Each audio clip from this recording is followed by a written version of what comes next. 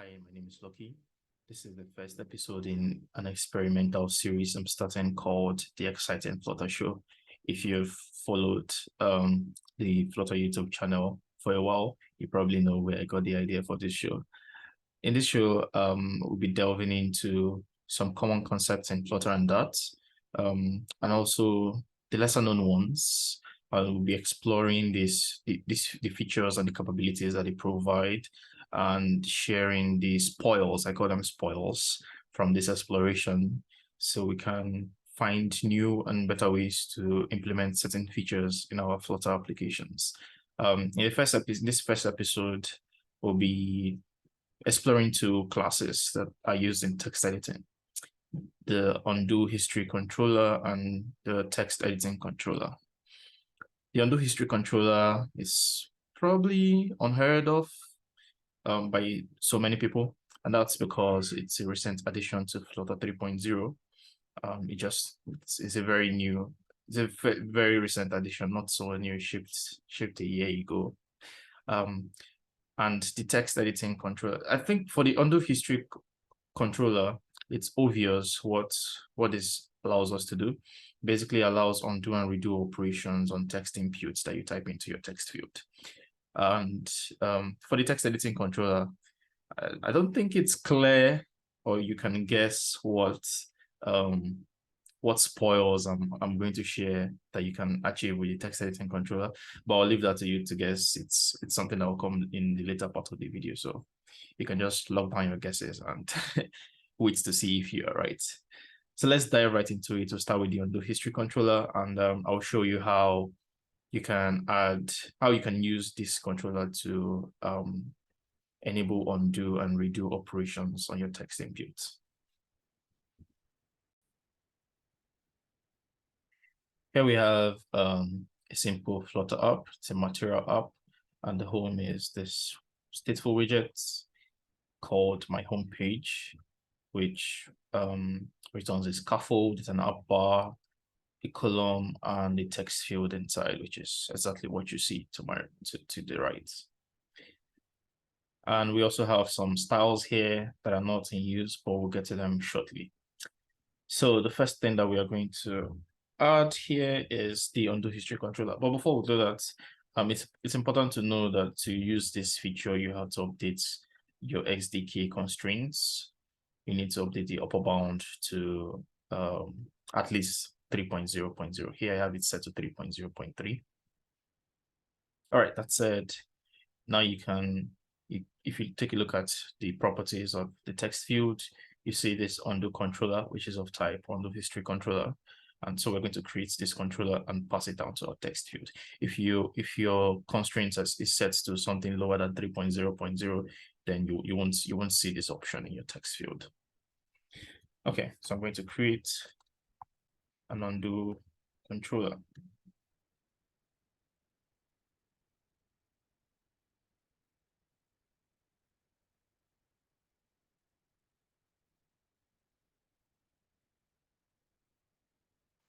It's complaining because of this constant. So I will modify the code. There we go. One more thing before we move on. I'm going to dispose this so we don't forget. All right, so the undo history controller is a listenable. It's a value notifier. So you can attach a listener to it and listen for changes in this thing. It exposes a value of type undo history value.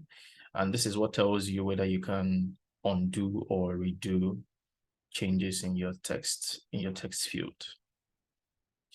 So we can, in our code, we can listen to this controller using a value listenable. And then depending on what the undo history value is, we can show buttons that allow the user to undo and redo operations. I'm going to skip writing the code and just paste so that we save some time. And here we go. We have a value listenable builder that is listening to the undo controller. And when the undo history value is empty, we just return a sized box. this will happen when there is no interaction with the text field yet. So if you've not written anything into this text field, then the undo history value will be empty. And if it's not empty, then it means something has been written or deleted from the text field. So we can show the buttons to do undo and redo. And this is where the styles come into play. So if we can't undo, then we use the disabled style, what it does is it just grays out the button. The same thing happens to the redo button. And in the undo button, we call undo on the undo controller, and we call redo on the undo controller for the redo button. All right, if we hot restart this and type into this controller, hi from the Exciting Flutter Show. Now we can undo our text and redo to reapply them. I think that this is going to be very useful in desktop and web applications that are built with Flutter. And the power of this will be interesting to see when you use shortcuts and actions in your applications to give your users this type of functionality, undo and redo with their keyboard shortcuts. So you can, do something like Control or Command Z to undo and some other shortcuts to redo. All right, that's pretty much it for the undo controller. You can check out how it works by going through the pull requests for this feature, which was submitted by Justin. I'm going to add a link to that in the description. All right, for the next class, we're exploring the text editing controller.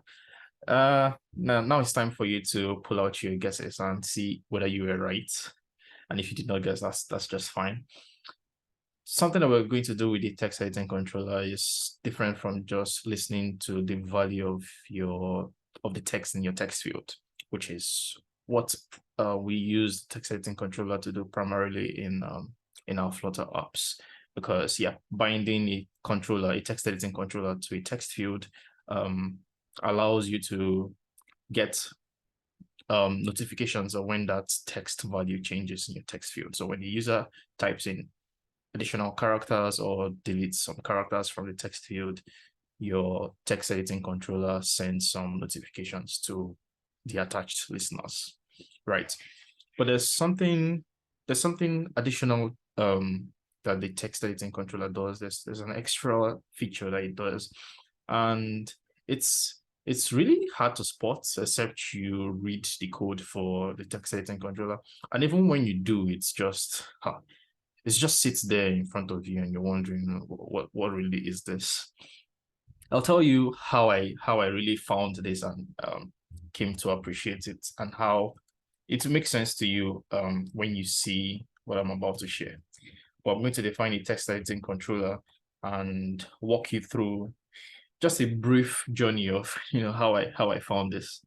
So in the text editing controller, apart from the text value and the text editing value of the text, the actual text in the text field, there is this method called build text span, and this is what's responsible for building the text that you see in your text field. So applying the style, however it's supposed to look like, this is what's responsible. And this is called internally from the editable text widgets. How I found this was I was writing a social Flutter app where we needed to add user tagging, a user tagging feature. So we wanted to tag users by their username, similar to how you have hashtags on Twitter and user tags everywhere else on social media. And this was working fine. The first iteration of the feature worked fine because we were very focused on distinguishing user tags from other text in our text displays and not inside of the text field. So whenever a user creates a new post and tags another user on that post, you see the tag styled differently. So it has a different color and maybe a different font width, and it's also clickable. But in the text field, is the user tag and the other text, they just look the same.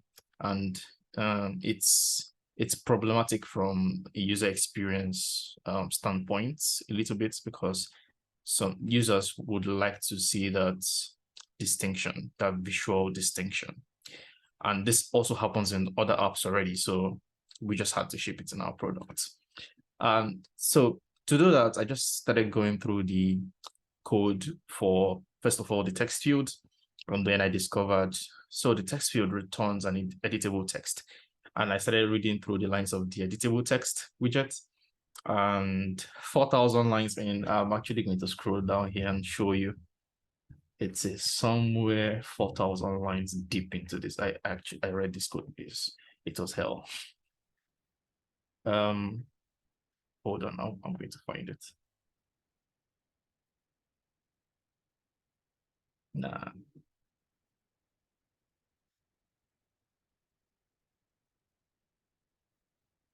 I promise I just saw this some minutes ago. Yes, here we go. The build text span on the editable text widget is what's responsible for actually painting text that you see in your text field, and the text form field too. Yeah, I think, yeah, the text form field as well. And here is, you see all of those properties that you pass to your text field, like all the text form field, the obscure text character. This is where it paints it. This is where it paints all of those things to the text field. But whenever you don't have obscure text, like in our case, this we want users to be able to tag other users in the text field, so no text to be obscured.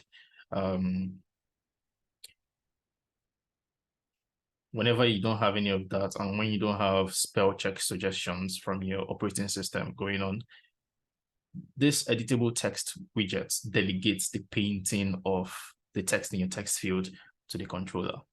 And this is where it becomes interesting. So it calls the build text span on your controller to paint the text when none of these conditions are firing.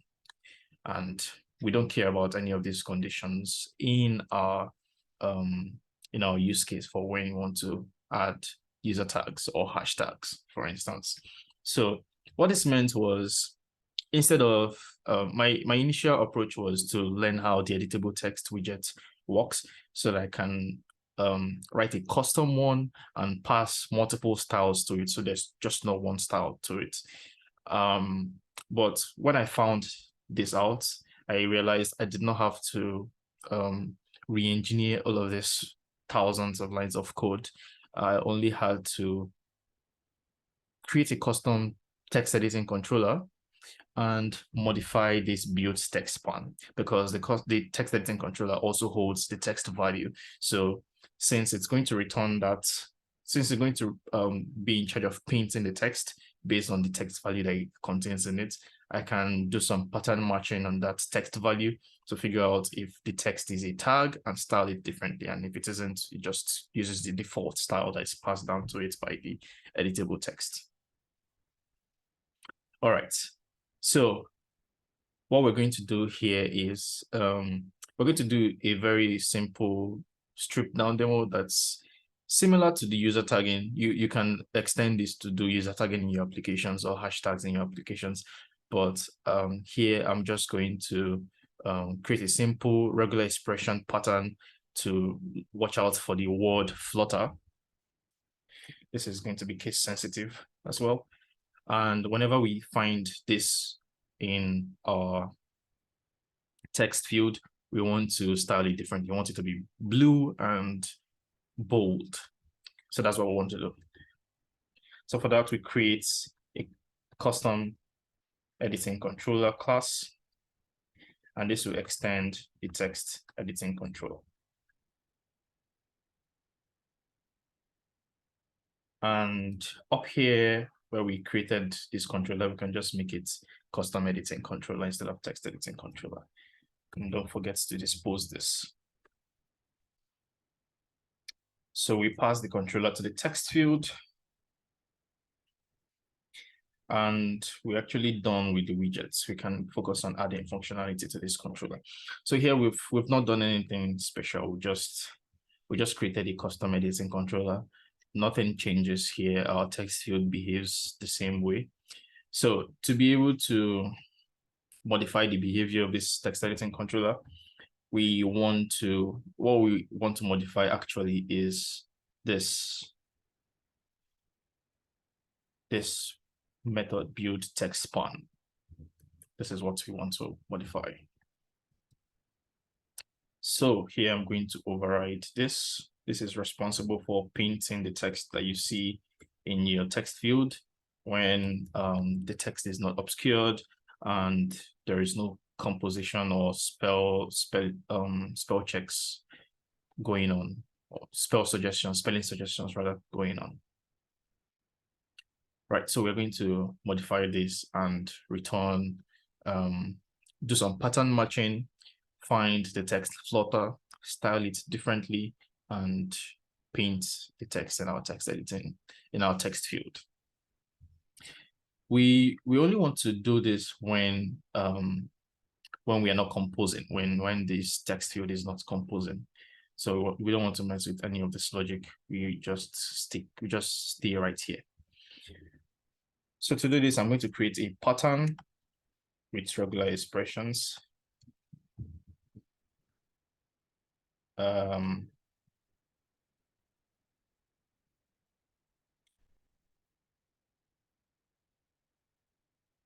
If I'm not mistaken.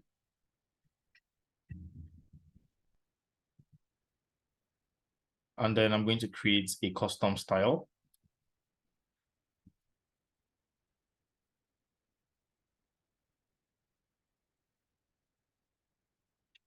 Which is going to be blue and bold. Right. Then inside here, we check for strings that match this pattern and then do the styling. So create matches, pattern that match, all matches actually on the text.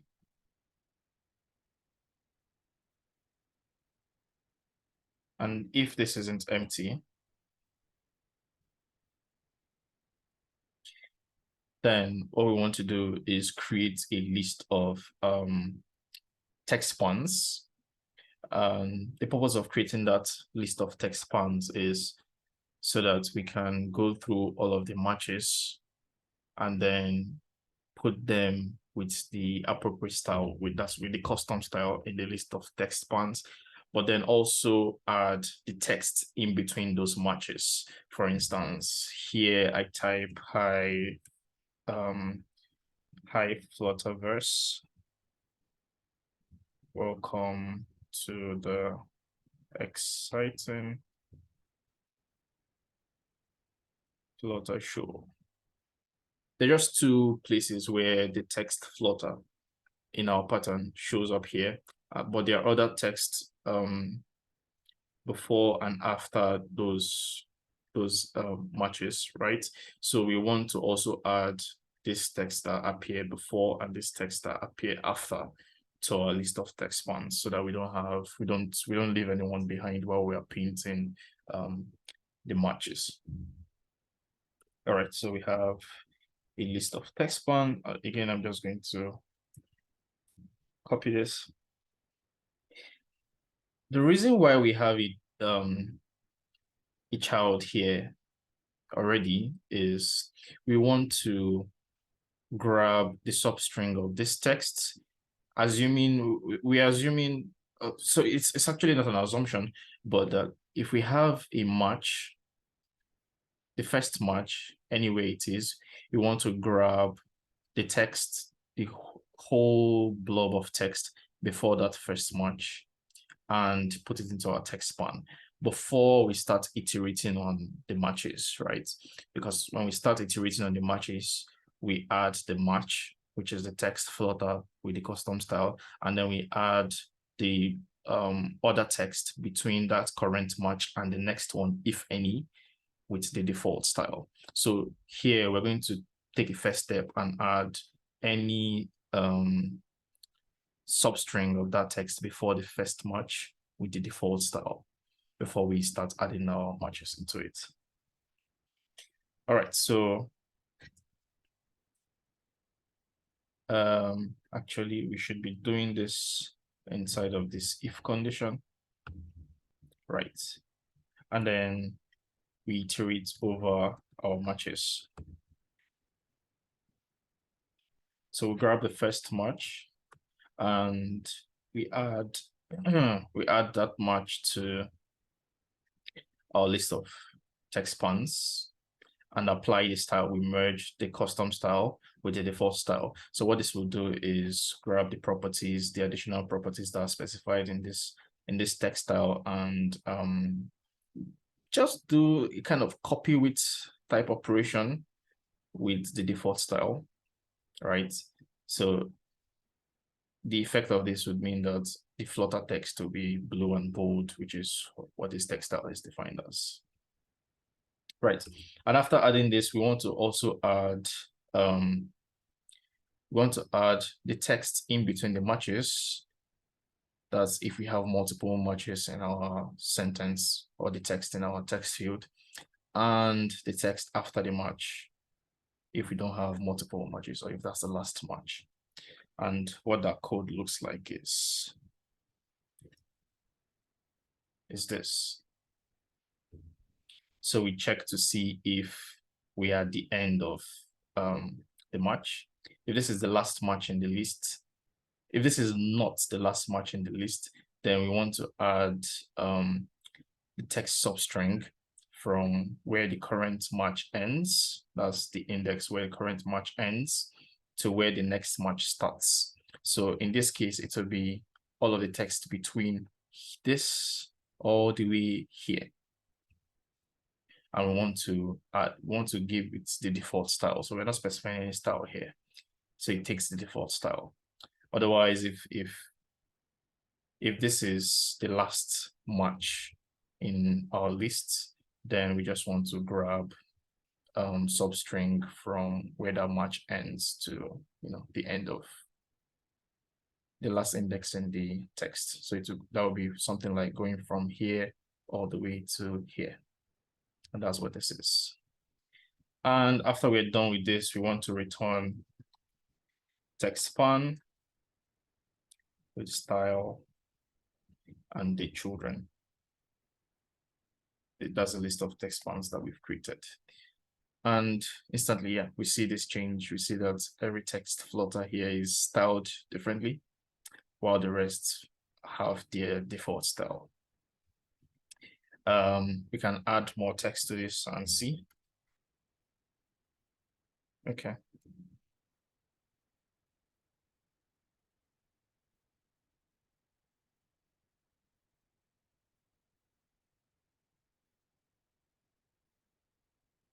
All right, so just like that, we have extended the painting functionality or capability of the text editing controller to find matches in our text and style them differently. So just like with my example of being able to have different styles for tags than other text in our text field, you can imagine how you can adapt this implementation to other kinds of patterns that you may have. So for hashtags, for instance, for user tags, depending on what kind of pattern that is adopted by your team, and then you can apply the styles, whichever style you want to define here.